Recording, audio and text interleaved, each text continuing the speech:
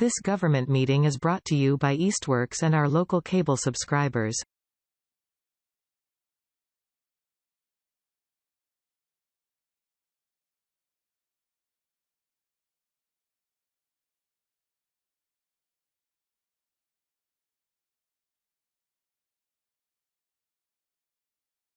Welcome everyone. This is the City Council property meeting. Today is June 11th at 6 p.m. We're here in Conference Room 1 at 50 Payson Avenue. For those of you who are joining remotely, welcome. Thank you for participating in the municipal process. We have all three members of our committee here, myself, Councilors Kwasinski and Peak, and some members of the public and interested stakeholders. I guess so. Oh, sure. Yep.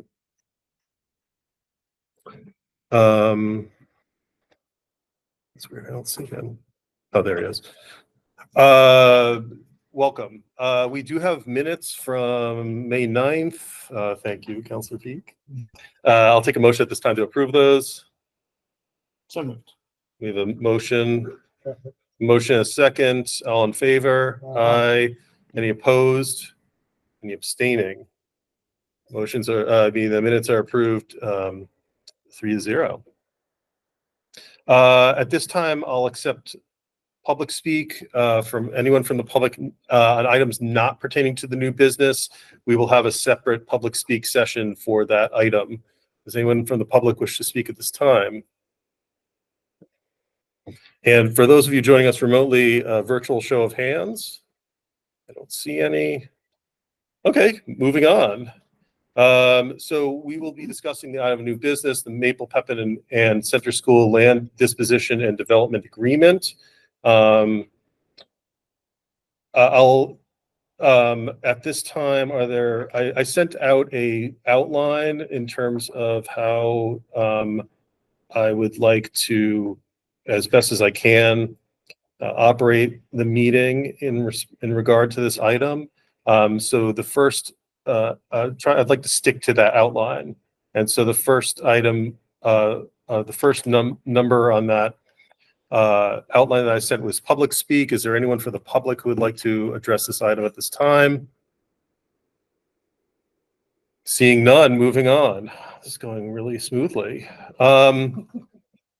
So the item at hand is the land disposition and development agreement for Center Pepin and Maple schools. Just to summarize this briefly, as many of you know, these schools were declared city surplus in 2023. That surplus agreement did not have any exemptions attached to it. However, as part of that, there was a pretty vigorous process involving a selection committee who developed both a rubric and then eventually made recommendations to the city council, meetings of the property committee, meetings of the full council to select a preferred developer, who that developer being Arch Development, Arch Communities, sorry. As part of that agreement, we agreed that the mayor would negotiate an agreement with the preferred development team or developer to retain the Pepin gym space for the public for a nominal cost. That occurred approximately a year and change ago. Over that time, the city has made a significant good faith effort to negotiate that public use. That's involved both direct negotiations with the city as a lessee, as well as a transmission of a request, an RFII, to other potential interested parties, which I sent out also to the members of this committee. And to date, there have been no return responses. The potential cost to lease the Pepin gym space is estimated in 2024 dollars, between $12,000 to $14,000 a year.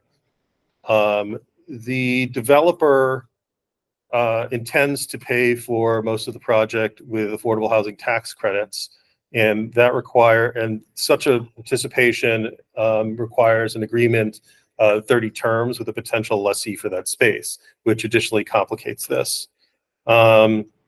After, again, a year, as many of you know, we just made an appropriation for about $60,000 for essentially upkeep of these spaces, which also did include 75 Oliver Street. But the city is spending money basically at this point in time to pay for buildings that are not in use and that we've already surplus, and that we have all good intentions of having someone else develop for non-city uses with some potential for public use. There's been a significant due diligence to retain the gym space, and to date, there has not been a acceptable offer on the table that would allow the city to execute a land disposition and development agreement.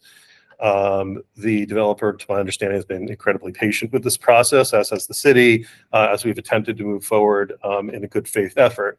And so here we are today with a request from the mayor, and I'll just pull up the letter, to remove this provision to maintain the Pepin space, because this is holding up the process. We have 3 now vacant schools with significant opportunities for housing development and other public options. We'll, as soon as I turn it over to some of the other people in the room, you can correct me if I'm wrong, but one of the agreements that we did come to was the cafetorium in Pepin was to be used for public use, and I believe that there's plans still to do that, and there'll be opportunities to ask all sorts of questions when we get there. So the question to this committee that we will eventually discuss will be, shall we agree or recommend to the full council to remove the provision of the use of the Pepin gym space for public use, and to allow negotiations and hopefully signing of a contract to move forward. At this time, again, following along with the outline I had sent, I will take any sort of initial statements from the 2 other committee members, if there are any, by raising of hand to be recognized. Are there any comments at this time before we move on? Okay. I certainly would love to hear from everyone first. Okay, absolutely. So we have the mayor, Michael Owens, Mr. Tanner, our city solicitor, and also Mr. Relic on the phone, who is the developer. In no particular order, if it pleases everyone, I would just like to go down the line, maybe introduce yourselves and give your own spiel about this particular item and your thoughts. So, Mayor, would you like to go first? Mayor Nicola Chappelle, and I put the request forward after quite a bit of investigating, as well as calling and researching similar spaces that allowed public use in similar developments, working with our procurement office, or Mike Owens, and also legal support from Attorney Tanner, and a lot of conversations back and forth with the developer, Rich Relic, around what we could do to put this space out there for it to be structured in a way that the public could have use of it. And in those beginning thoughts, the city was one of them, to actually own or operate. I talked to departments in the city which loved the idea of it and could not find financial support long term. The developer, for tons of reasons, is looking for a long-term agreement. And we asked, and the developer provided a nominal cost of monthly expenses and a triple net lease to take care of it. The nominal cost at the very least was around $10,000. He provided us with a backup into that number, and then we went forward with the request for information and put that out to city council, to the public. I mean, Michael can talk to exactly where they were. pushed out. And we did not get one response, which surprised me. And we didn't get a response. And when we're looking at a commitment on the city side to enter into a long-term lease at $10,000 a month, it's just not something it's fiscally imprudent to do so. The project as a whole is key to our downtown revitalization.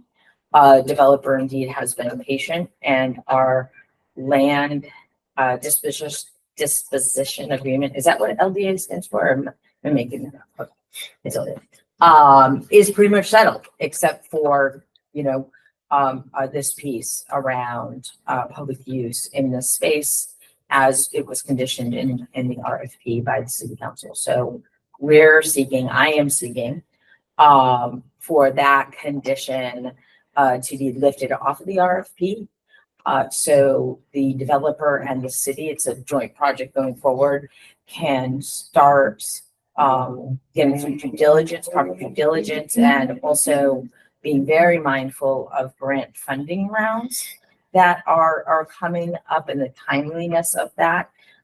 It's not kind of a rolling grant application. They're very set timelines, and we work with the developer to time what we can do and letters of support and whatnot to get that done. So that's what I bring to the table in the original request. Thank you, Mayor. Mr. Owens, would you like to introduce yourself and Sure. give your Yeah, Mike Owens, I'm the procurement officer for the city. Been working with the mayor over the last 12 months to identify either a city department or a local nonprofit group to partner with the city to undertake use of this gym. And we have been unsuccessful, unfortunately. I think that part of the challenge here is the age of the building and the physical makeup of the structure. The gym is literally about 5 feet below surface grade exterior of the building. Makes it very expensive to rehab as a fully accessible space. And because of the amount of renovations that these buildings require, they'll all need to be brought up to modern codes. It's the stretch energy code, all modern codes, including ADA. This, I think, probably reflects the cost, the estimated cost of the lease for this space, and has proven to be just not achievable for either the city or any local groups to undertake this.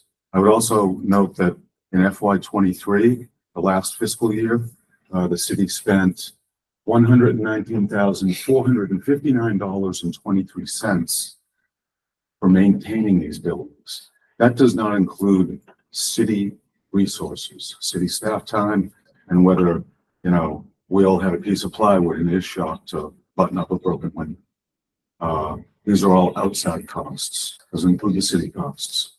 This fiscal year, we have spent to date, with about 3 weeks remaining to go, $75,003.24. Part of the RFP response was a purchase price for these buildings. I believe it is right around $1.2 million. The developer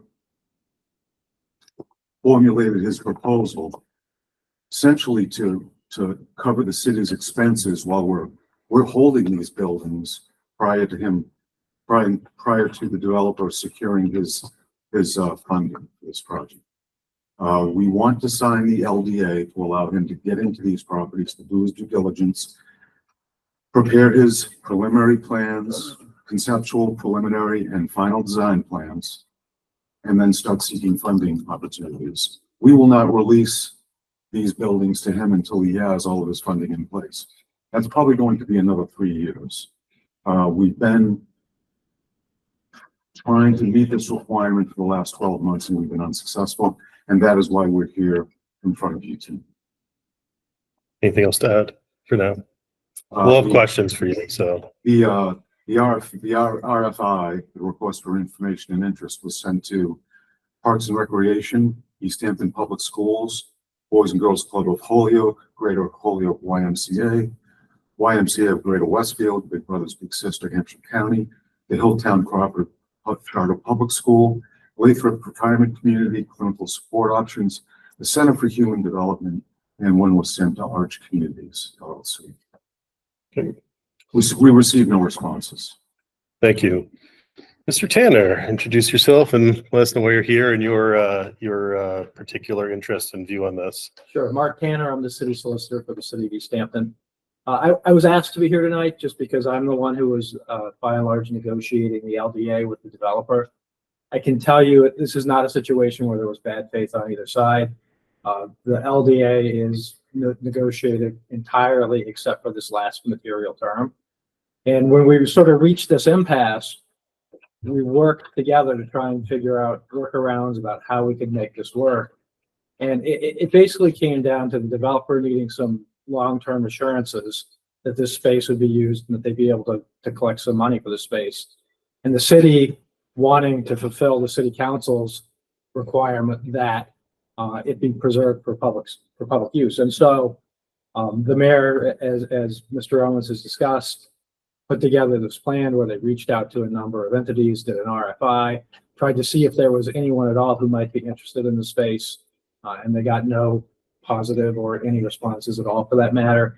The mayor and I also discussed whether or not it was really feasible for the city to take on this space and then maybe at a later date sublet it to some nonprofit or some other entity. And just the long-term fiscal commitment that would take, I believe, and the mayor can certainly speak for herself, she didn't think it was fiscally prudent for the city to step in and take that long-term of a lease with nothing on the horizon as far as leasing it short-term. To me, the critical thing here, as Mr. Owens said, is the city's been holding this property for a year. It's going to take some time for the developer to do its due diligence and then to get its funding in order to ultimately close on the project. Executing the LDA is what starts that timeline, really. And so because this was an express condition of your directive to the mayor, I told her that we had to come back to the city council in order to ask you to remove it before we could sign the LDA. And so that's effectively why we're here. Great. Thank you. Mr. Relic, would you like to weigh in? Absolutely. Can you hear me? Yes. Hi, everyone. Thanks for having me today. I'm Rich Relic with the Arch Communities. Just to reiterate what everyone has said, we're certainly eager to get going. As soon as we have the LDA basically finalized and in hand, we're ready to go with our design team, our architects, our historic consultants, and really get the plan set and get the part one and the part two together and submit it to Mass Historic and the National Park Service and really start this application process. I think it was as Michael said, it's a long one, so we're definitely eager to get going, get the initial part one, part two into the agencies and start that process. There's essentially 3 application rounds per year on the state historic tax credit. That's the first driver of the funding. Once a sufficient amount of the state historic credit has been awarded, that's when the project essentially is eligible for the bulk of the funding that would come from HLC and all the soft funding that would come through their office. So it is a long process, and we're certainly eager and excited to get going as soon as possible. Thank you.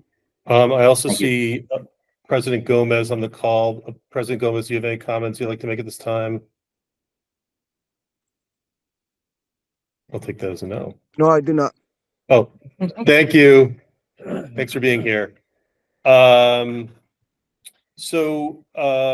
in keeping with the outline I sent out, I'll open up the floor to counselors who have questions to ask the stakeholders that we have here today to clarify the intention and the request. If you have any, show of hands. I'll defer to you since you were here when this was initially, on this committee, when this was initially negotiated. Okay. It's interesting. I'm just taking it all in at the moment. Councilor Krasinski, do you have anything yet? Or I have some questions written down, so I'm happy to start. I just wanted to defer to the members before I do that, I think. I just will say briefly that it had always been my hope that there would be public space available to citizens, non-citizens, anyone who lives in Easthampton to use. There's significant amounts of money, so I'm very disappointed that we're at this place where it seems, well, okay, we need to have this resolved in order to move forward. We have to move forward right away. And I'm looking at the original agreement and saying, okay, it had been my understanding that there was no language that said any lessee would pay for all of the expenses. That it would be a nominal cost. To me, nominal is like what we did with city space and with the old town hall as a model.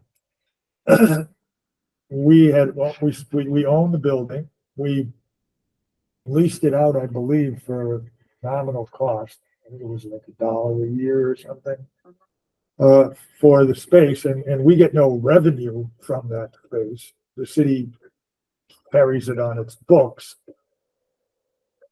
and the lessee takes over the management of the whole building and presumably pays for what they can to do the upgrades that are helpful to them.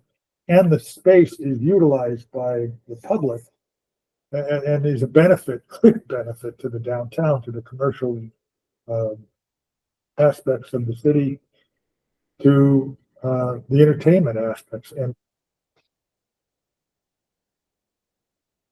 the time we have, to the tune of millions of dollars, we're being asked to upgrade the space upstairs, and it still will generate no revenue for the city. So to me, the idea of nominal cost is, okay, well, we absorb the cost. So they're absorbing the operating costs, the insurance. I presume we're not paying the insurance on the building or the heat and the lights, but we own the building. So breakdowns or something, we're still responsible for. So there is our costs that will be maintained. So when the idea of nominal cost, when I hear that, I'm thinking $1, $100, $1,000, something. I don't know where the $10,000 comes from. It could be very well documented, but it seems not a nominal cost. So I'm disappointed in that. I thought we were negotiating the cost of the property at 1.2 million as part of the understanding that, listen, there's going to be obligations for the developer and for the management of the property in the future to maintain the space, offer the space to the public. And yes, they might lease it out for some monies, then various groups would use it, but it's not going to be a revenue generator. It will be a revenue loss in that regard. But that was to be negotiated in the purchase price. And also, I imagine any monies that the CPA may be asked to pay to help fund the project, unless all the money's coming from other sources. If the CPA is a source, then the city still is spending money on a project, getting a benefit of housing that the two other schools and the section of the school that is what I envisioned would be built, and that those plans in the LDA could move forward without or with the existing proposal, which called for a certain number of units, not in utilizing the auditorium or the gymnasium. So I thought that might even be proceeding, and my hope would be that it could proceed and that this wouldn't be an impediment for that function. Does that make any sense to, if there are any questions, I'm happy to try to answer. Well, yeah, I mean, the one comment I'll make is I obviously want to affirm your feelings around this. I mean, we as a council selected the developer based on a requirement that was created through our process. As I mentioned before, this was not a stipulation of this was not an exemption that was stipulated through the surplus declaration. That being said, I think it sounds like we had all the best intentions as we proceeded into the selection process. And I think what many of us thought was going to represent public use and what a nominal fee was probably were different, as well as, and I'm going to open it up to some of the folks here because I think it's important we explain how this evolved, that what I understand happened is as the building was and the realities of this was investigated more, especially with some of the stipulations around funding and the requirements around that public-private partnership, or that the actuals the actual costs became more of a reality and presented themselves a lot more. When we start to look at these kinds of lease agreements, and you start to look at triple net leasing, which includes, as you know, liability insurance, among other things, and the real cost of leasing the space, that all adds up as well. But I think that we definitely have people here, including the developer, who could probably better answer, how did we go from kind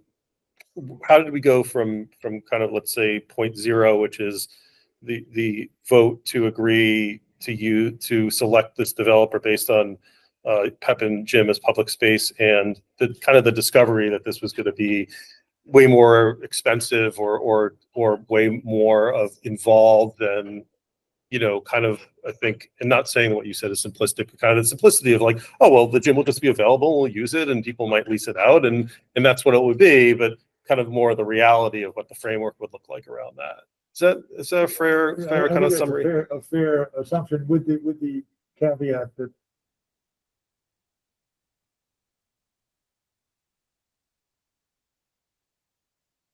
how best to word this.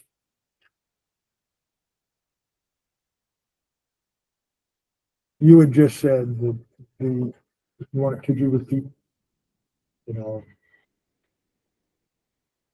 ask for yourself.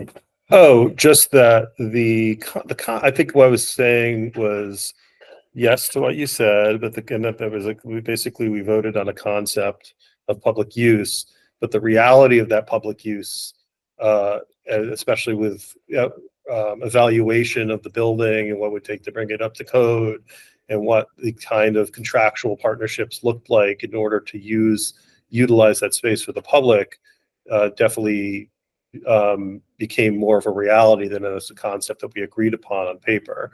And so that's I think what's brought us to where we are, as well as some very due diligent investigation by stakeholders and city officials. Did you have something to add, kind of this evolving question? And I want to turn it. Sure. Yeah, just at some point, I'd be interested in understanding the basis for how we reached this 10,000 number. That's all. Okay. Wanted to be able to look at the actual cost. Wanted to also be able to look at the code aspects. Is there a requirement that it be brought up to code today if this section of the building is isolated from the rest of the property, and it clearly has a different use and intent? Is it bringing our section of the property up to ADA requirements, a requirement for the developer to pay for that now, or can the building continue to be used in its current state? It's not falling down. It's not in need of millions of dollars. So I don't know why it couldn't stay in its current state and not have to be brought up. Generally, if you're in place already, you don't have to bring something up to code unless you're doing major renovations on that. I would think that section of the building, not the part that's being offered for leased housing. Well, so that may. I'll add a footnote to that, and then maybe turn it over to the folks here. Maybe just go down the table again. I think that I'm going to wager a guess, and I think someone at this table could probably answer this question, that I think that the manner in which this space would be utilized would be that the totality of the building would have to be the developers, and we would be a lessee, as opposed to carving that out somehow as a public space that would then be separately somehow owned by the city, but not part of the Pepin School building as owned by Arch Communities.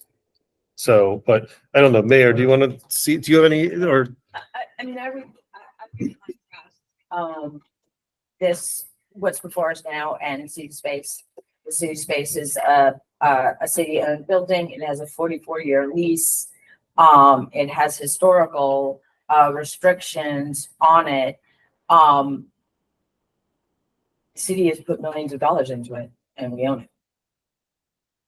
And in comparison, we sold these buildings and asked for public use in the space that we have an agreement with the developer. And we all, over the last 2 years, knew we were selling these schools to, as far as access to put aside a space that we don't have to bring up to code. I will defer to the developer on this, but in my experience, I've never seen one of these projects put aside space or let the Housing and Livable Communities and Mass Historical Commission say this can wait. And again, I'll defer to the developer, but to ask the developer to take on that liability while they build out the rest of a building, I don't see how it happens under the regulations and grant programs that we have.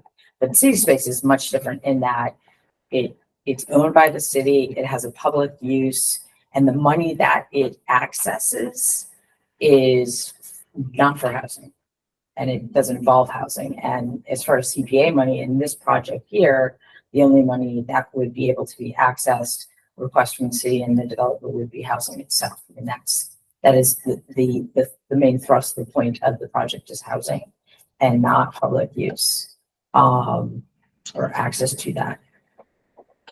Mr. Owner Tanner, do you have, Owen, sorry, or do you have any comments on that, or should I just defer to the developer?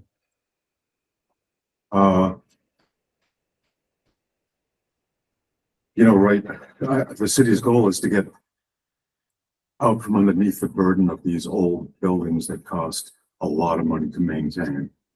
I would note that the school department, for the last 3 years, they occupied these buildings. They were putting masking tape on stuff to keep it going. They did not sink any money and any capital funds into these buildings for the last 3 years that were occupied. We are spending money simply on trying to keep the buildings heated in the wintertime without pipes freezing. We've already had lost pipes for these buildings. In comparison to the old city hall, I think you're looking at apples. Yes, it's true that the city does put in a lot of public funds for improving that building. Its ultimate goal to be a performance space on the upstairs. But the city does not participate in the operation, maintenance, or repair of that building. All those costs are on City Space. And whether they get those costs from grant sources or from CPA or from their own funds they raise through the shows they have, that's their bailiwick. Our goal was not to be involved in maintaining this old building, and we've achieved that. We have the same goal in this case. Attorney Tanner, do you have anything, or? The only thing I would add is the way the transaction is structured is that the developer would own everything, or be a lease back to the city or subtenant. And my understanding is they'd be looking to, at a minimum, pass on the operating costs for that space. And I'm assuming in doing that, they would take into account the cost of the build out. I'd be very surprised if you didn't have to bring the whole building up to modern code. But the building inspector would really be the person to ask that question. Mr. Relic, anything to add on this discussion, how we got here? Just following along with what Mr. Tanner said, my understanding would be that a building permit for the project would trigger a code upgrade. It will be at the 10th building edition of the code. I don't think there's any way around that. I don't believe quite honestly, that a carve out of that space and not bringing up to code would be acceptable by, the building inspector, or quite honestly by the investors or the lenders of the project. I think they would want to see everything brought up to code and minimize any liability of that space, obviously, and that includes all capital improvements, ADA, everything that the code will trigger. In terms of the ongoing carry amounts, I think someone hit on the head earlier. It's basically the carry cost of that space.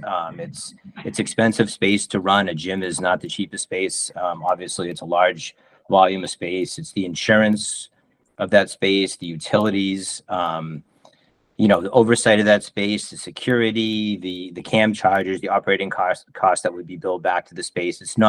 We're not talking about markup of the space, but just the ongoing carry costs are expensive to that space. And this is a majority of this project is affordable. 87% of the units are affordable at 60% of the AMI or below.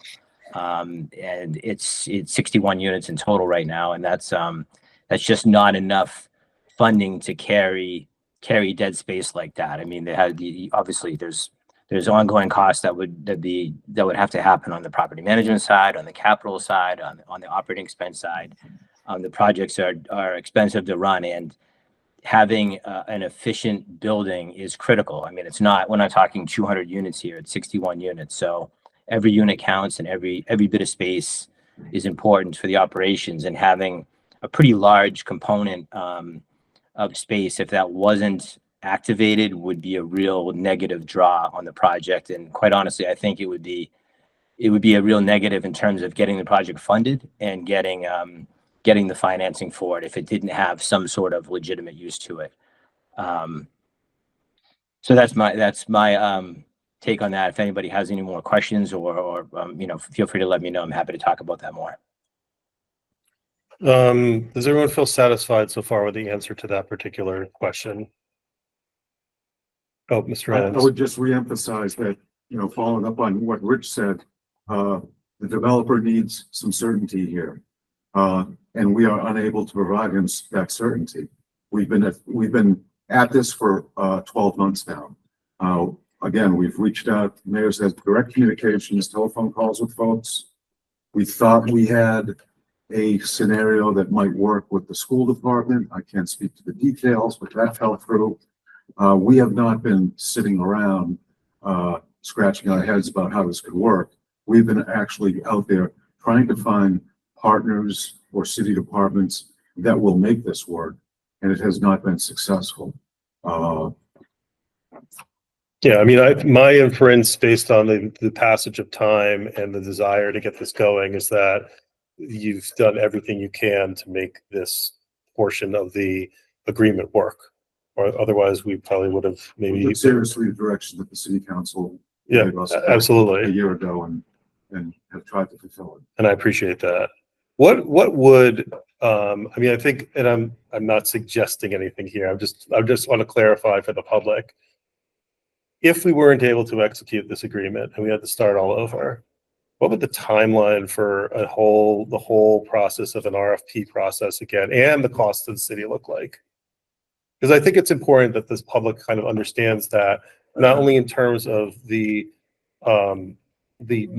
financial expenditure, but the operational expenditure, just in terms of work for folks, as well as the potential loss or delay of being able to acquire housing or develop housing. Generally, if we were going to start this RFP process over again, I would be looking for at least 6 to 8 weeks and that's on being on the street. Mm-hmm. That means there's 3 or 4 weeks ahead of that to draft the RFP, tweak it any way we want to, and then put it on the street for 8 weeks, 6 to 8 weeks, and then have a committee review it, rank those proposals, and then have a recommendation for the city council, property committee, and then the full city council. I would imagine it would be done similar to the way it was done in the past. A large group of diverse stakeholders, school department, city council, various boards and commissions, economic development people, all looking at and ranking the proposals through an RFP process. We're probably looking at 6 months of work easy. Councilor Peak. Yeah, I'm just trying to.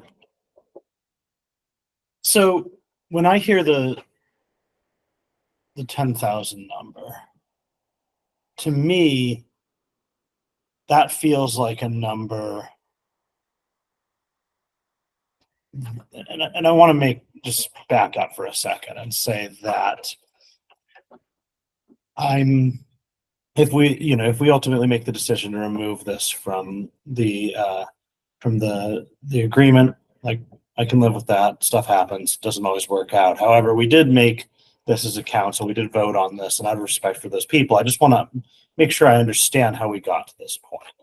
Because when I hear a number like 10,000, I'm not a person who's particularly athletic. And so I don't know for sure, but that seems like an unsustainable amount of money for pretty much any organization that would ever operate this kind of space.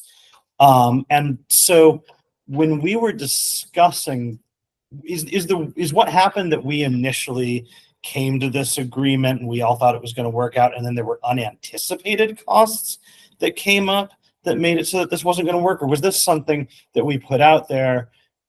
And like, how, like, at what point did this 10,000 number come to light? I mean, candidly, Mhm. the condition is the will of the people and the will of the council. It never penciled out. This doesn't work financially for these programs. I think it's two different things. So that the building needs to come up to code, and a gym, I mean, for that gym to become a gym or keep a gym. And today, I mean, it never penciled out.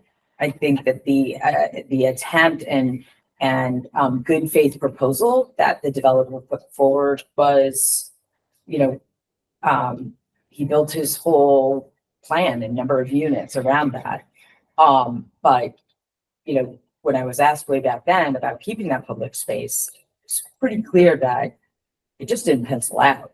Whether we kept the building, whether the YMCA, I actually, the Boys and Girls Club was one of the first people to contact me and said, hey, we hear this is going to happen. And they looked at the space and said the build out would be so incredibly expensive, they could redo probably half the building they have. And that was 3 years ago.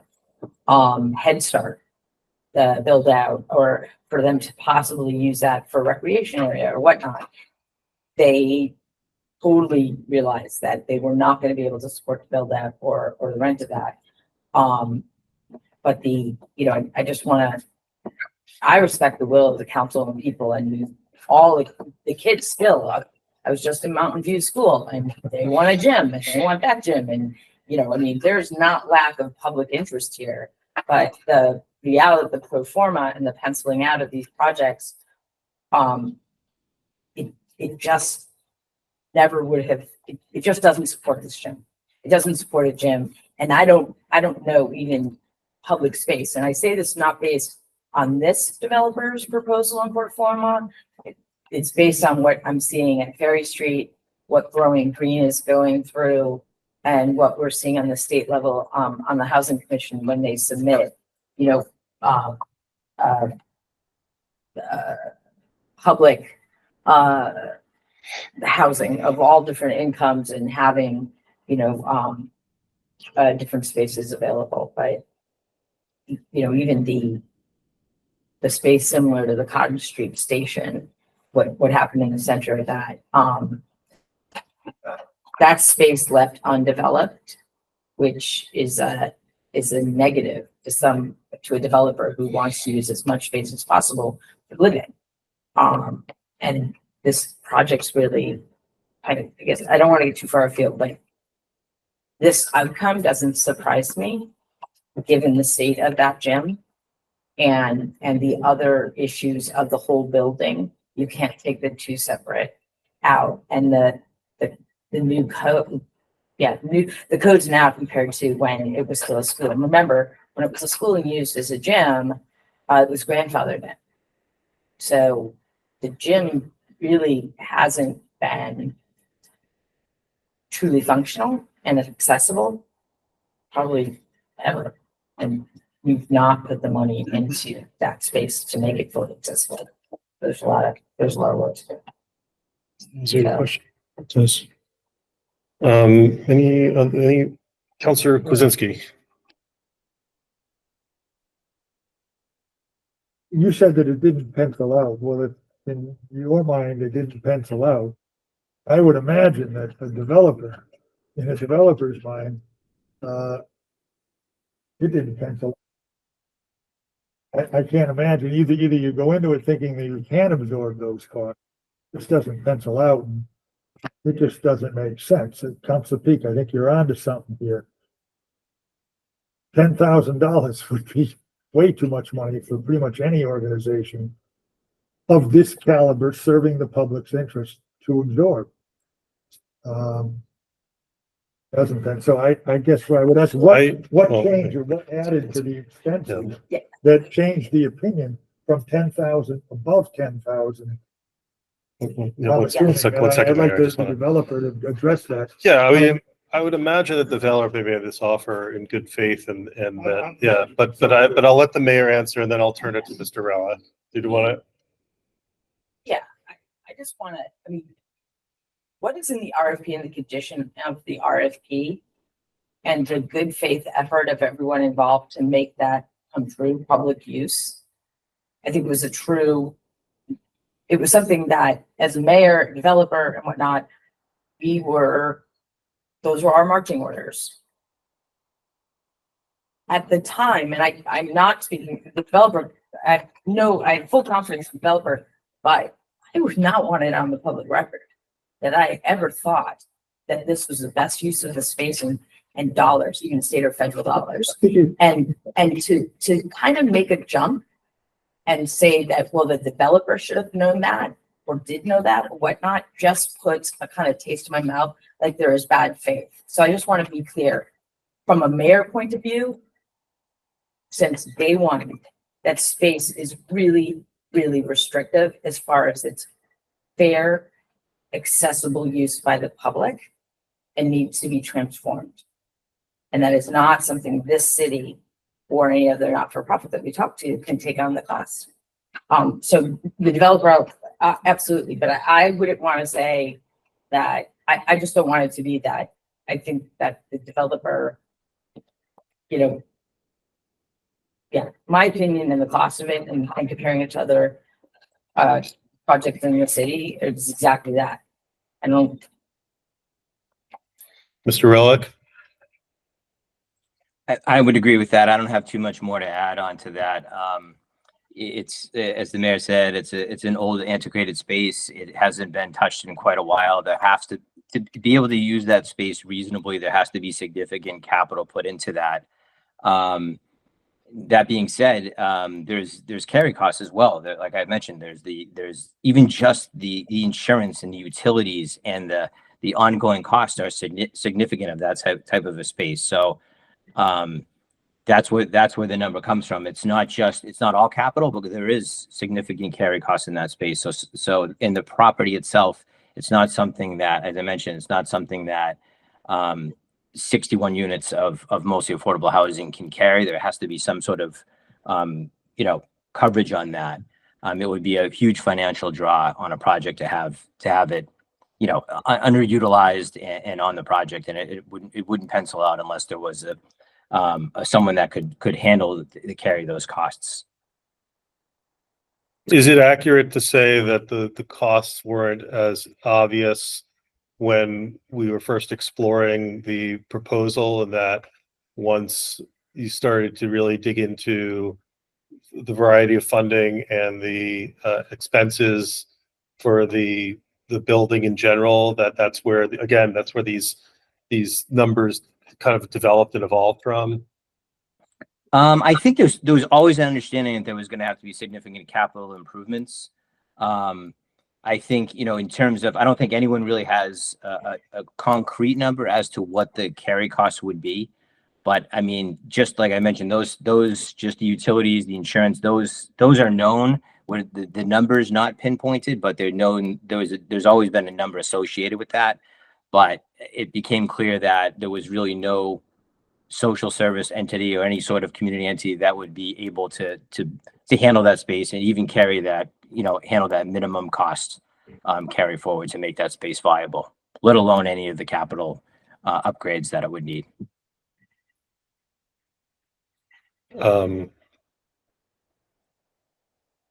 Any follow-up questions? Question about ADA, the requirements. I heard the term waiver for ADA compliance. When it was a And it- school. When it was a school. When it No, was a no, school. I was saying, what I heard earlier was, I thought that you either had to comply or get a waiver. Is No, that, I missed that?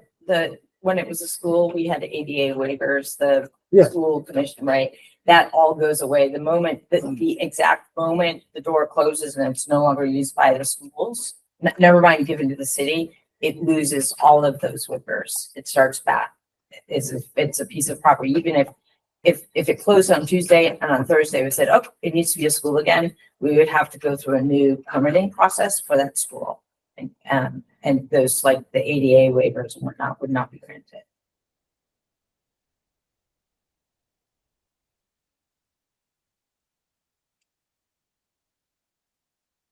I think that's an important point, I think. Yeah, I mean, Then it would become important to know what the costs actually are. Do we have a? On that? The costs Cost for, of the actual cost of the required ADA expenses for this section of the property. Could I just Is speak? there a breakout? yes, Mr. Chairman. So my understanding of this $10,000 that we're talking about is the carrying costs for them to just operate this space. And it doesn't necessarily include the capital build out costs. I mean, effectively what they're saying is we're going to give you guys the same deal that you give City Space. You're going to pay all the carrying costs. We're not going to mark up the rent to you, but we can't be in a position because of the type of the use of the rest of the building to where we're also carrying these costs that we're going to actually have to pay out of pocket. Mhm. And so what he's effectively doing is giving you the same deal that we gave City Space, which is in my mind is a nominal cost because you're not actually paying substantive rent for the space. You're paying what it actually costs to operate the space. I would agree with that comment. Yeah, so when you, Mark, sorry, except go the ahead. point of, it's the same, there's a purchase price involved here. And we agreed to a purchase price associated with our assumption was that it would be a nominal affordable cost for the public to use the space, not actual carrying cost for the expenses. Because you're right, the mayor, please don't get me. I would never say, I would absolutely never say that you didn't make your point clear, that you believe that there was expenses that were just Mhm. a lot to carry for the city. Yeah. And in your opinion, not justifiable. But we wouldn't argue with that. We agree. That was your position. Mhm.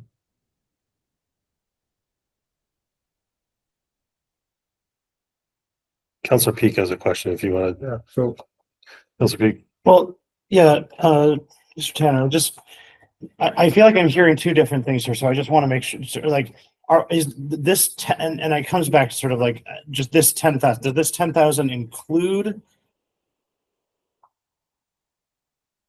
compensating the developer for bringing the space up to code, or is it insurance and liability and that's it? Because I feel like that's kind of what you just said, but I feel like I just heard a different thing from Rich. So I'm just trying to make sure if I have to explain this to a constituent who's disappointed that I can actually give them a straight story.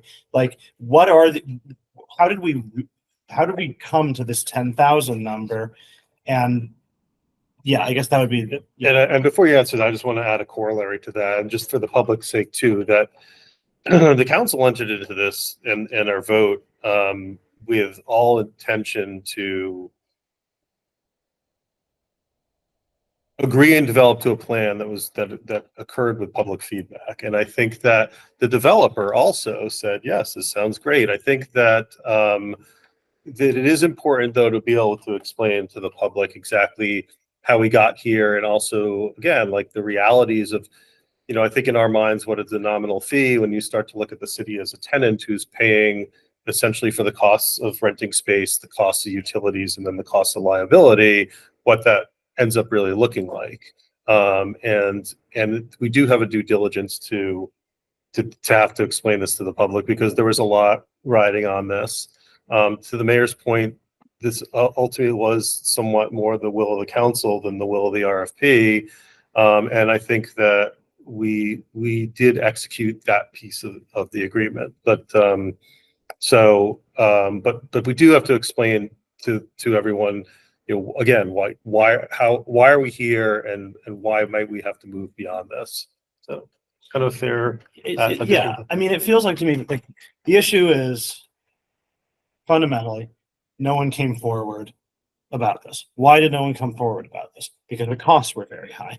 Why are the costs very high? And this is where I'm just trying to, I'm not saying that the costs are not very high. I'm not saying that anyone's incorrect. I'm just trying to understand exactly what's going on, because on one hand, I'm hearing things about ADA access and renovations and things not being up to code. And on the other hand, I'm hearing carrying costs. So I'm just like, is this documented anywhere? Is this estimate based on, is there a, like, any like undocumented thing where it's like, here is what we think this is going to cost and here's why?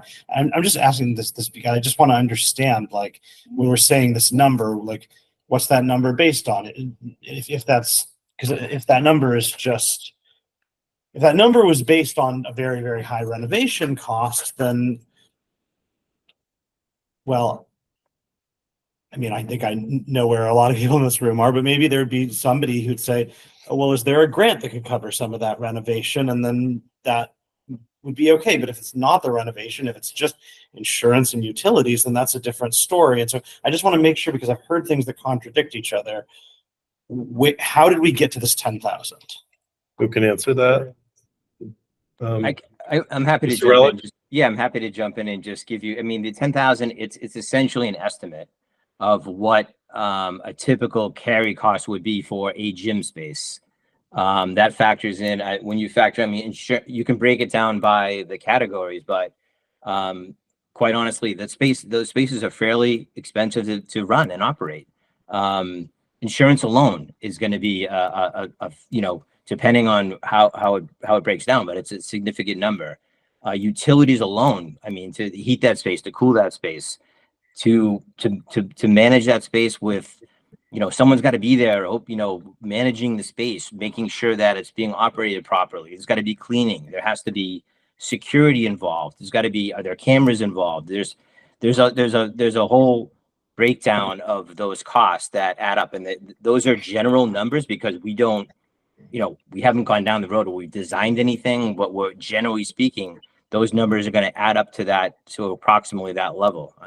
You know, and there's common area costs that are built back to that space. I mean, the property can't carry that space with, like, as I said, at 61 units, mostly affordable. It's just not economically feasible for a property like that to carry the space. So that's really what makes it up. There's not $10 million of cost going in to completely redo this gym space. These are majority of this is kind of the standard carry costs that are typical of operating a space like that. I don't have any, you know, specific experience, you know, being an owner of a gym space. So my financial snapshot was, you know, those are general numbers, but it's going to be somewhere around there to run that space, to run it right and to manage it properly. And I just, you know, those numbers, I don't want people to think that it's, you know, it's $500 a month to operate and run a space like that. It's significant money. So that's where that number came from. It's not specific, but it's definitely in that ballpark. So if I could just tag on to that. Yes. I mean, so my understanding was that those costs are the actual carrying costs for that space. We asked the developer to give us a good faith estimate of what they thought that number would be. Mhm. And that's the number they came back with. in my mind, what I would normally say is, okay, developer, that's great. Those are your carrying costs. We want you to subsidize the carrying costs. Right? That's where, in my mind, as we're going through all these other costs that they're going to associate and the principal use of the building being affordable housing comes into play. Because if that was going to be market rate housing, right, and they were going to make a lot of money off this project, it would be much easier for us to say, okay, we want you to eat that money now, developer. But my understanding is, just given the overall economics and the way that the money is being sourced from grants and other public sector type things to fund this, that's not really a conversation that we can have. Mr. Owens? That's correct. Correct me if I'm wrong, Rich, but when Rich talks about, this lease cost, he's talking about the funds he needs to cover his expenses. The people that are operating this, whoever is leasing it, staffing costs, money to have someone there, open the doors, close the doors, supervise what's going on in the space. Everything that goes along with that. So there's additional costs beyond what we see as the base lease cost. Specific tenant called out, that sort of stuff. Councilor Kwasinski. Michael, you say open and close the doors. I would imagine with a property like this, that there would be some maintenance, either maintenance organization or maintenance group or a custodian for the property or for that property and another one that may or may not be located nearby. Couldn't that become a function, the opening and closing the doors become a function of job? That expense could be absorbed elsewhere rather than something you would pay for. Well, and I'd love to see the copy of the numbers that you received.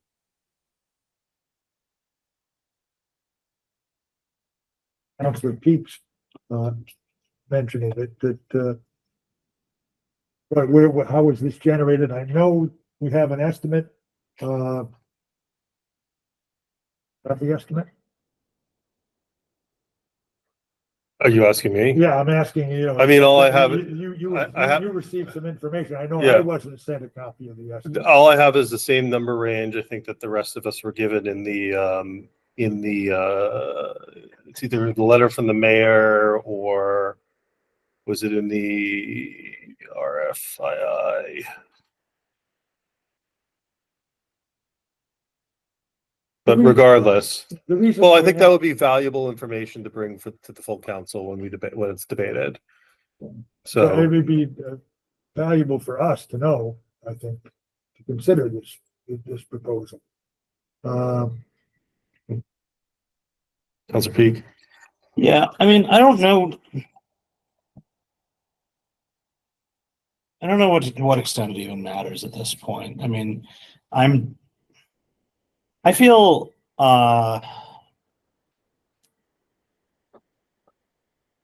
maybe I should have been more involved in the first draft of this, and I'm not accusing anybody of acting in bad faith because I know we've said that a bunch of times, but I do kind of feel like the idea that there was going to be someone well, I don't know. I mean, maybe, and it sounds like the mayor had made this clear quite a few times. I feel like when we came to this agreement, when we looked at this proposal and it included the use of this space, what I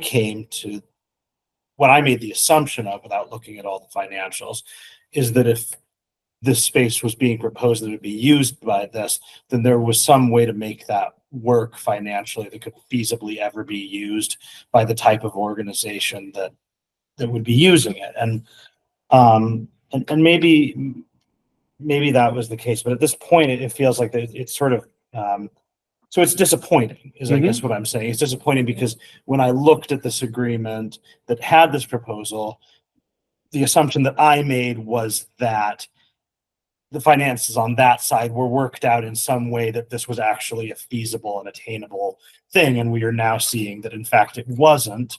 which was the position of some people from the beginning. But I thought when I saw this proposal that that was an indication that there was something. So there's an aspect of that that doesn't entirely sit right with me, but I'm sure that everyone did their best to try and find someone that could fit into this. But it kind of feels like we just are where we are. It's disappointing to me. And if we could go back and have this conversation again and be where we were a year ago, there's probably questions I would have asked that I didn't, because I made certain assumptions that make this disappointing. And honestly, if I could go back, I think I would have pushed harder on this, because if I had understood better that this was never a realistic thing that had a chance of happening, I would have said, let's just skip right to putting apartments there, you know? And so there's an extent to which I'm annoyed by this, the way that this played out, you know, but we are where we are. Maybe in the next week and a day, some loaded gym operator You never will know. come out of the woodworks and say, yeah, we'll do it. Otherwise, it kind of like, what are we going to do? Like, what's our actual realistic? I understand how annoyed Councilor Kwasinski is about this, and I am too, but what is our realistic options? Right. So just to be, If you talk about that, yes. if you talk about options, I think you look at the variables of the contract. The variables of the contract were the purchase price. Let's start right there. I thought we were settling on a purchase price of 1.2 million because these costs were being absorbed by the developer. Okay, that was my interpretation. I'm sure the developer had the interpretation, no, we'll pass along all those costs to the users. Reasonably so. I'm not accusing anyone of having bad faith in this, but that's the purchase price. The other variable is the council controls the purse strings for the CPA funds. Okay, let's look at the purchase price. Maybe the purchase price could be less. Well, And that might make the developer feel better about it. Maybe the true costs aren't 10,000 a month, but 5,000 a month. Maybe there's someone out there who'd be willing to pay 5,000 a month. Yeah, sorry. Those I are just want to kinds of the respond to that variables of the before. agreement that I would look to if now we were at an impasse. Well, but we're not, well, so my understanding was the 1.2 million was to cover carrying costs of the buildings prior to development. And so as we look at all the money that we've already spent now to the tune of close to $200,000, if my mental math is correct, over the last 2 fiscal years or so, that was the factoring in that was done of that purchase price, which was why we were so eager to accept it. Because if we accepted $12,000 or $1, the city would be on the hook for now potentially hundreds of thousands of dollars of basically paying for empty buildings. I think that I'm worried. Here's my thought, and obviously I defer to the 2 other committee members. I think we're kind of going like we're kind of circling here in the sense that the costs are what the costs are. That I think the developer agreed to present to us this model that included preservation of, both the gym and the auditorium. The auditorium is being maintained, and the gym now, again, a year later, has been pursued to many ends to try to find a partner, including the city, including other city departments, and including other nonprofits, not-for-profits, potentially for-profit entities. Again, I think that's why we're here now in May of 2024 and not in February of 2024 with a signed agreement, because they've done, I think, the utmost due diligence to try to figure out how to make this work. I'm not disagreeing with you, because we all voted for that proposal because that's what we wanted, and that's what the city wanted too. But what seemed like something that was achievable at the time is clearly not doable. And no matter what the numbers are what they are. And so I think, I don't know there are a couple hands up and I would just want to, were there maybe possibly? You made the point that I was going to make, Yeah. that the, outlined within the RFP response, the proposal from Arch Development was, we will pay you, 1.2 million for these 3 buildings to reimburse you or to cover your carrying costs for the 3 or 4 years you will be paying these expenses to maintain these buildings. Again, $119,000 plus in FY 23 and $75,000 up to this point in FY 24.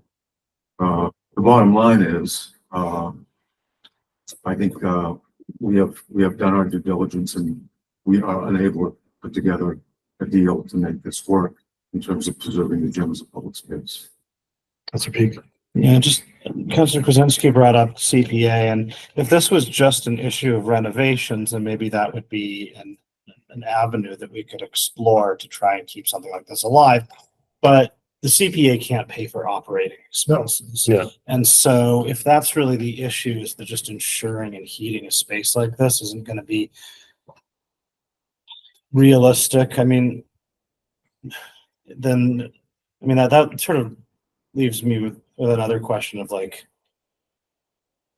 well, I guess that's maybe neither here nor there, but that's not going to work. I guess just the one thing I wanted to point out is that if the cost for ensuring and heating a space like this, I just want to say this, it feels like I know how you would all like us to vote, and it feels like that's the direction we're headed, but I just want to say this, if that's the cost to ensure and heat a gym like this, then those are going to be the costs to ensure and heat any gym that we have in the future, if we ever have a gym again. And so I just think there is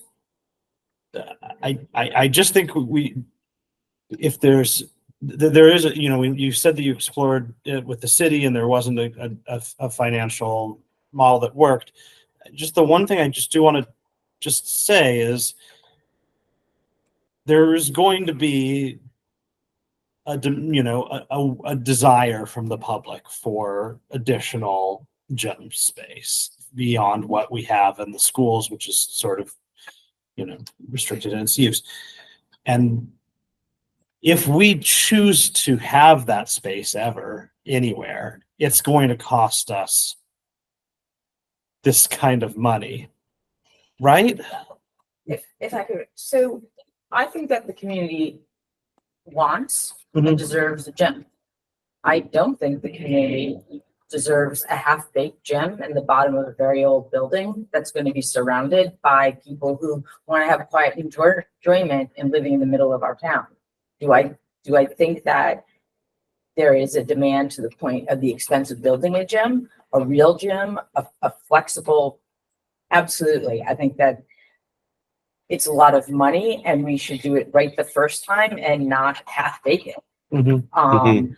And I also think that there are other things that the city is working on exploring, like a new council on aging, a lot of requests around community space to meet and a youth center and whatnot. And that starts in my head, kind of builds up a complex or, and you start, and then we get to, I just keep thinking when Tom Brown says,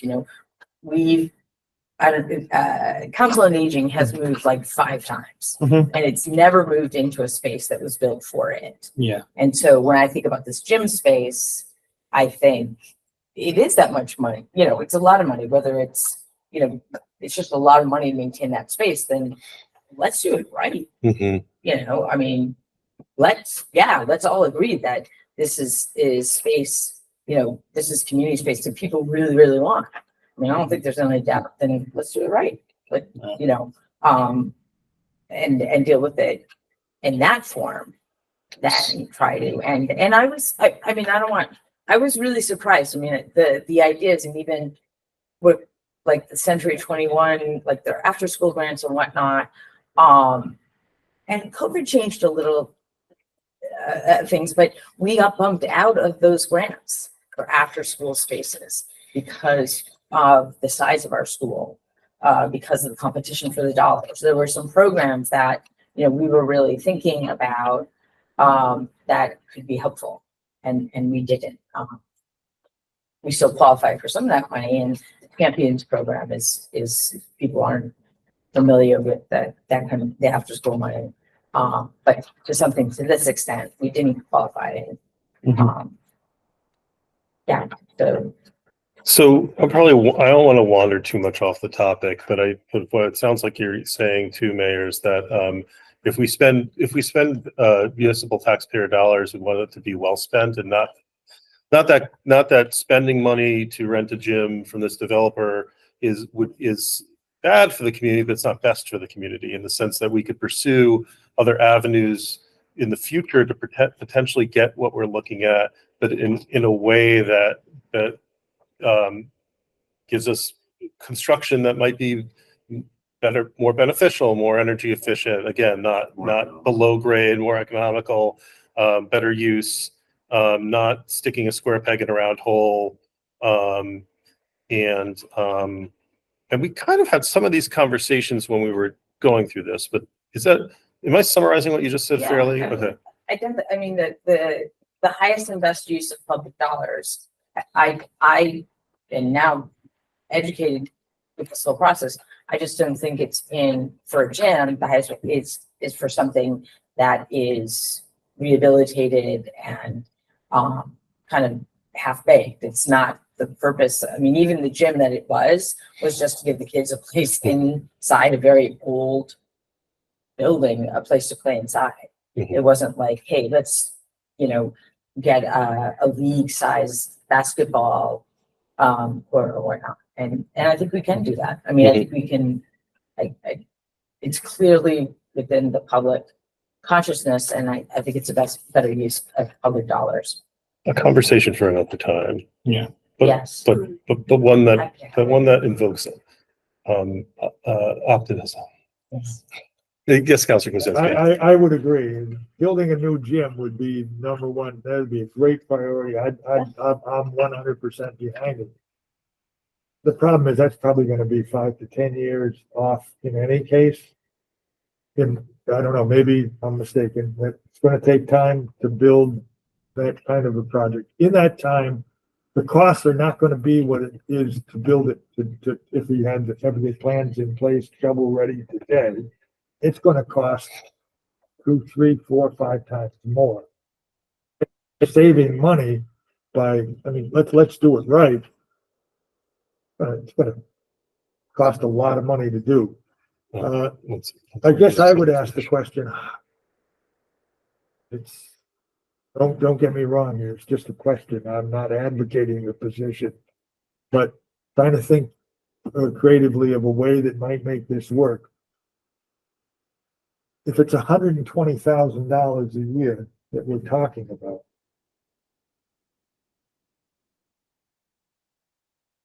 and we don't know for sure, it could be less, it could be 80 or so. I don't know. We don't have the figures in front of us.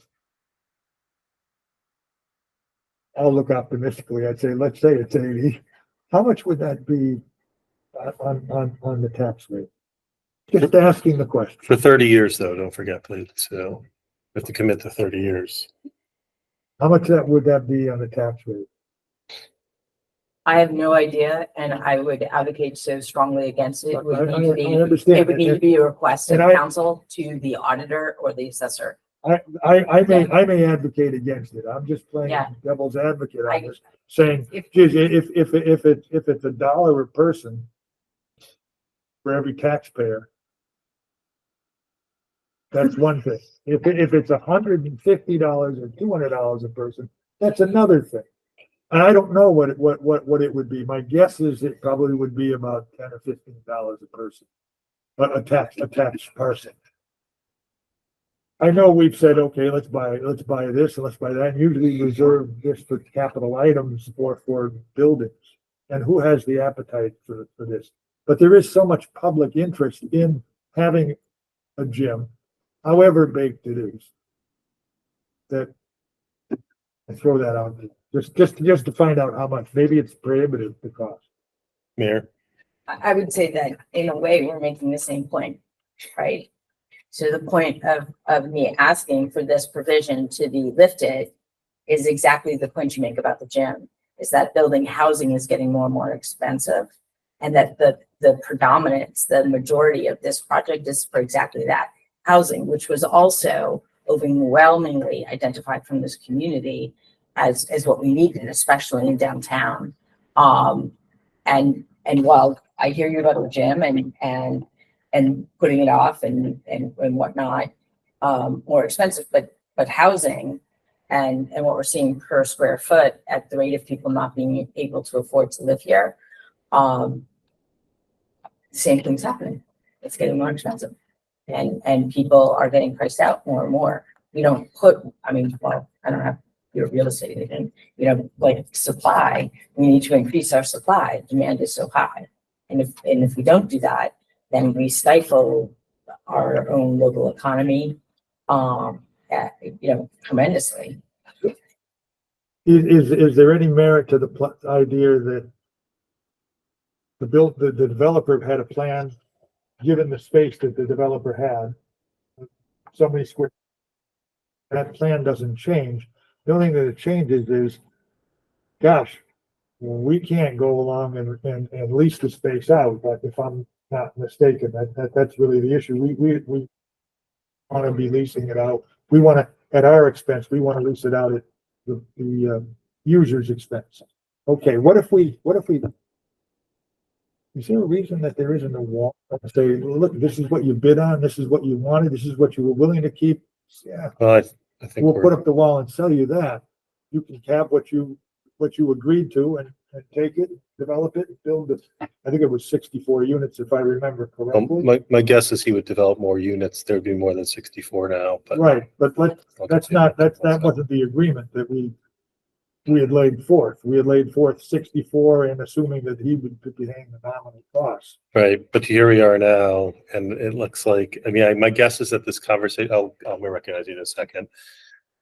My guess is that this conversation is a microcosm of what's occurred over the last year of kind of going back and forth and saying the same exact thing with the developer, trying to figure out how can we make this work. And I mean, is that a fair statement that you've been bouncing these same kind of conversations around, trying to figure out how are we going to get here?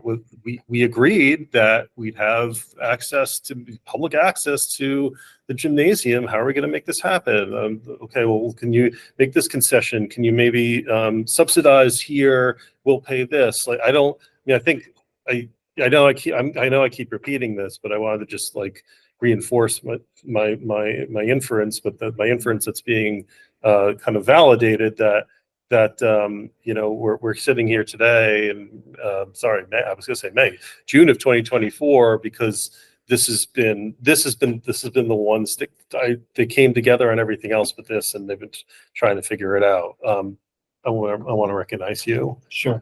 I have just a couple more questions for the developer, and then I think I'm probably honestly ready to move on this whenever you turn on. In terms of if this gym is not going forward, is it correct that there would be additional units added to this building? That would be the plan. It's unfortunately the space is expensive to convert. It would probably be the most expensive conversion of any space in any of the buildings. Quite honestly, maybe some of the attic units would be expensive as well, but it would involve significant upgrades. But yes, that would be the plan. It looks like it would handle 5 to 6 units. And would those be affordable or market rate or? They to be determined, but I would be amenable to making those at the same affordability that the other units are, if that's what folks would want to see there. So as a follow, There's I'm sorry. At least there's a silver lining, and you get a couple more affordable units in a city that really needs them. There's Correct. things about this that bother me, but if that's if that is the result, then I can live with it. I don't want you to have the impression I have some of the same questions you have. I'm just trying to kind of like, operate kind of from the middle here. But just to follow up on that too, I mean, is it fair to say then, Mr. Relic, that at a pretty at a much higher cost for you to develop space. You'd be investing money into Easthampton to develop this space only, and basically to make, and then to also make that affordable and potentially from a standpoint that is not as financially opportune for you as other spaces you've developed. That's correct. It'll put a little more financial pressure on the project, but it's not unbearable. It's I've converted gyms and other spaces, and they do work. They are expensive, but they'll convert. They'll be nice spaces. And right now we're at 61 units, and that would bring the total to 60, 66, 67 units in that range. Okay, that was a good question. Anything else, Councilor Kwasinski?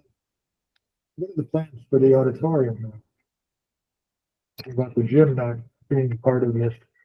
Well, I think, yeah, I guess we could just answer that maybe just based on fact, just to confirm that the auditorium is staying with the preservation of the auditorium is still within the contract, the agreement. Correct. I'm sorry. Yes. Go ahead. Sorry, I was staring at you. I was asking a question. Negotiated agreement, which included two following provisions: retain the auditorium and gym space at the Easthampton School for public use. I've spoken to Rich Relic, the developer, about the auditorium, and please, Rich, correct me if I'm wrong. The auditorium will serve as a common space for tenants in the building. There'll be a computer lab, possibly some exercise equipment, but there will be space dedicated for public use, meaning the neighborhood wants to have a meeting about vandalism in the neighborhood. Call up the developer. Can we use your space tonight to have a neighborhood meeting? I think he's going to be very amenable to that. Does the neighborhood want to have a crime watch group start? Do they want to have weekly or monthly meetings to trade recipes? I think all those are on the table because, and I defer to Rich at this point. If there'll be a process to request, can we use your public space, your auditorium space, or the community space at Easthampton School at this date or time for this purpose? And I think there'll be some procedures set up for that to happen. Mr. Relic? That's exactly right, Michael. So that's essentially what we're doing right now in Southbridge. We converted a school building with community space. It's a beautiful space. The town uses it when they see fit. They have the police station will do events there. The fire department came in and had talks with the folks. The state representative comes in and has coffee meetings with people. So absolutely, it's open. It'll be open for the community to use at their leisure. I mean, we'd want to set up some sort of a reservation process like we do in the other property, but that's not anything extravagant. It's just basically just setting aside the time and making sure management is aware of that time. I just want to find examples that are less depressing than vandalism or the need for a crime watch. Anything else from the committee members? Any kind of thoughts from some of our stakeholders that are here? Mayor? No, I think. I just want to make sure that I understood the point on the change of the use of the gym to housing.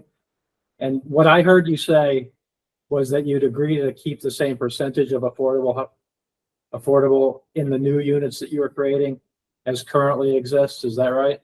That's correct. Councilor Kwasinski. Just to Councilor Tanner's point,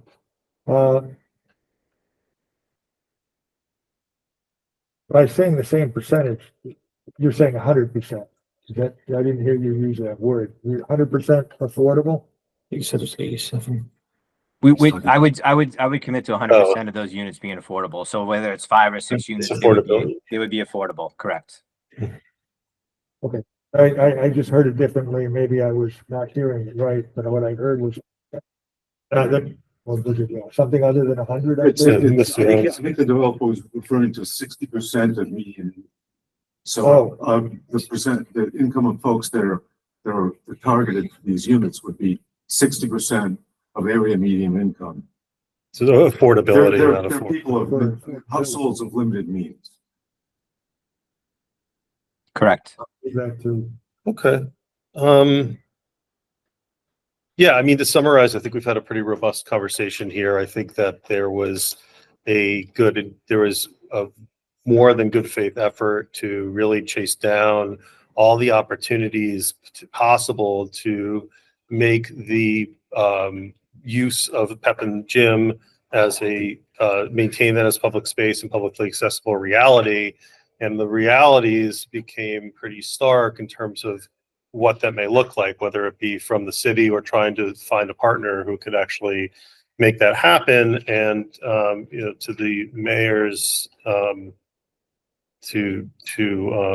the mayor's credit, respecting the will of the council in terms of the project or the offer that we approved, and really following along with those guidelines.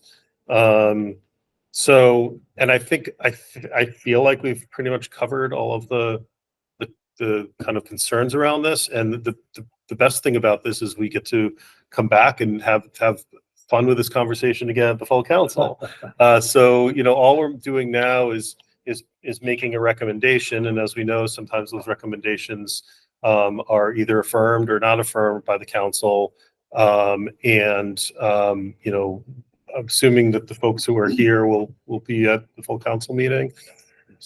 Just for the sake of the public, I can't be at that meeting. I did inquire if it sounds like there's a time frame associated with this that's optimal to have the vote at the June 20th meeting. So I won't be there, but I'll be talking to another counselor about making sure this is presented as discussed. I guess any other final words from my two colleagues on the committee? So the question at hand again is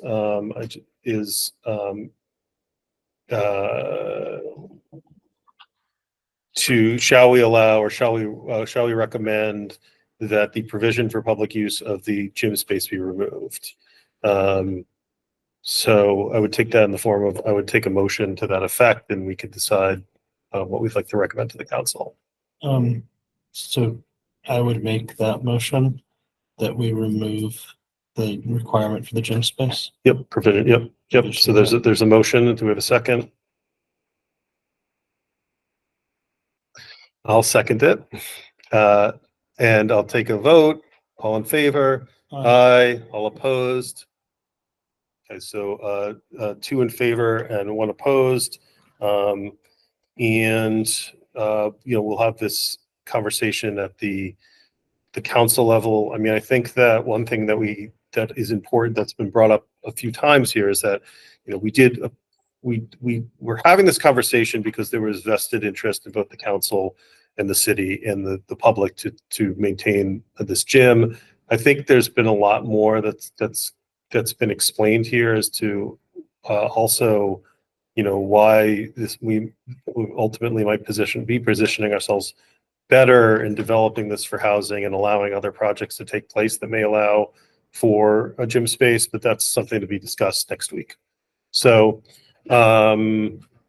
May I just make a quick comment? Absolutely. I want to thank everyone involved, because I know how hard this kind of work is, and that includes you, Mr. Wright. Relic, I'm sorry. It's not easy to go through all of this, and I appreciate that. I appreciate you. Thank you. Same here. Appreciate it.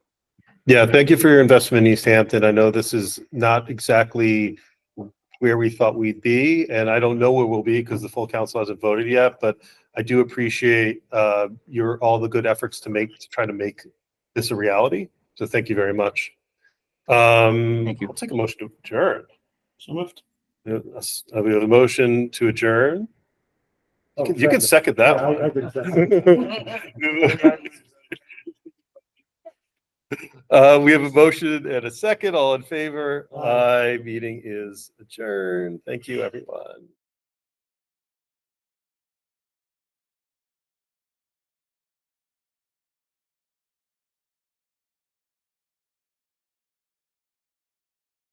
This government meeting is brought to you by Eastworks and our local cable subscribers.